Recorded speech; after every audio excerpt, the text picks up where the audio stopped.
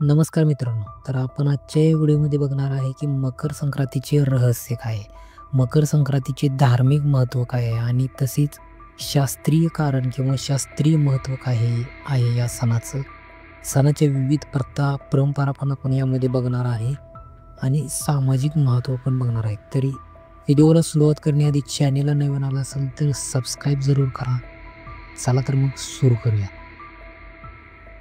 तर पहिलं आपण जाणून घेणार आहोत की मकर संक्रांतीचे रहस्य काय आहे? मकर संक्रांती हा सण भारतात अत्यंत महत्त्वाचा आणि श्रद्धेने साजरा केला जातो. हा सण सूर्याच्या मकर राशीत प्रवेश करण्याच्या दिवसाशी संबंधित आहे. हा सण प्रामुख्याने 14 जानेवारीला साजरा केला जातो, परंतु काही वर्षे तो 15 जानेवारीलाही साजरा होतो. मकर संक्रांती हा सौर सण असल्यामुळे तो निश्चित तारखेला साजरा केला जातो, जो भारतीय पंचांगानुसार थोडा अपवाद आहे. मकर संक्रांतीचा मुख्य उद्देश ऋतूच्या बदलण्याची नोंद घेणे आहे. हा सण शरद ऋतू संपून वसंत ऋतूची सुरुवात दर्शवतो.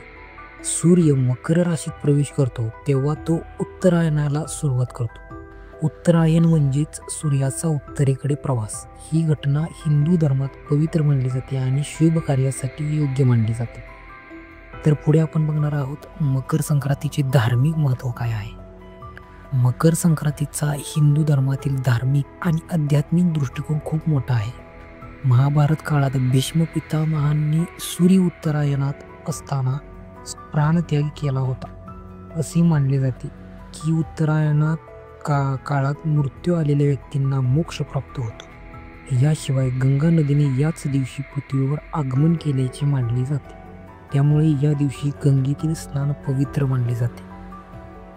तर ठीक आहे, पुढं आपण या मकर संक्रांतीचे शास्त्रीय महत्त्व काय आहे ते आपण बघणार आहोत. मकर संक्रांतीचे शास्त्रीय महत्त्व देखील खूप मोठे आहे. हा दिवस शेतकऱ्यांसाठी खूप महत्त्वाचा असतो.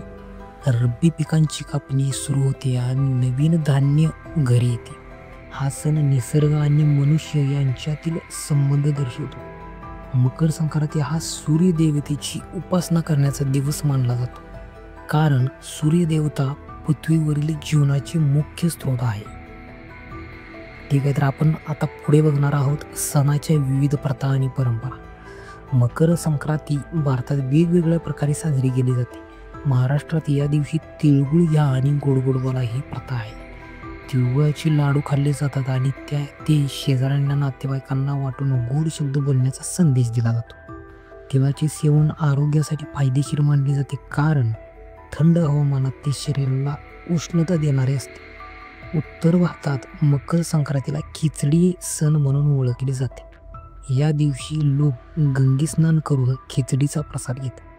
पंजाब आणि हरियाणामध्ये हा सण लोढही म्हणून साजरा केला जातो. दक्षिण भारतात हा सण पोंगल म्हणून ओळखला जातो, ज्यामध्ये नवीन धान्य साजरी केली जाते.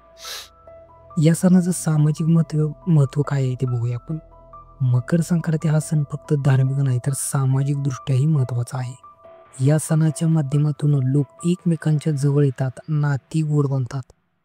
पतंगबाजीसारख्या गोष्टीमुळे या सण मनोरंजनाचा भागही बनतो. विशेषतः गुजरात आणि राजस्थानमध्ये पतंगबाजी हा सणाचा महत्त्वाचा भाग आहे. मकर संक्रांतीचा संदेश आणि शिकवण काय ते आपण बघूया. मकर संक्रांती हा सण नवी सुरुवात, सकारात्मकता आणि निसर्गाशी एकरूप होण्याचा संदेश देतो. सूर्याचा उत्तरायण प्रवास सकारात्मकतेचे प्रतीक मानला जातो. या सणाद्वारे आम्हाला एकत्रितपणा, प्रेम आणि शांततेचा संदेश मिळतो. मकर संक्रांतीचा सण हा निसर्गाशी आणि आपल्या संस्कृतीशी जोडलेला एक अनोखा सण आहे. तो जीवनातील गोडवा, उष्णता आणि सकारात्मकतेची जाणीव करून देतो. त्यामुळे हा सण प्रत्येकाने उत्साहाने मनोभावे साजरा करावा.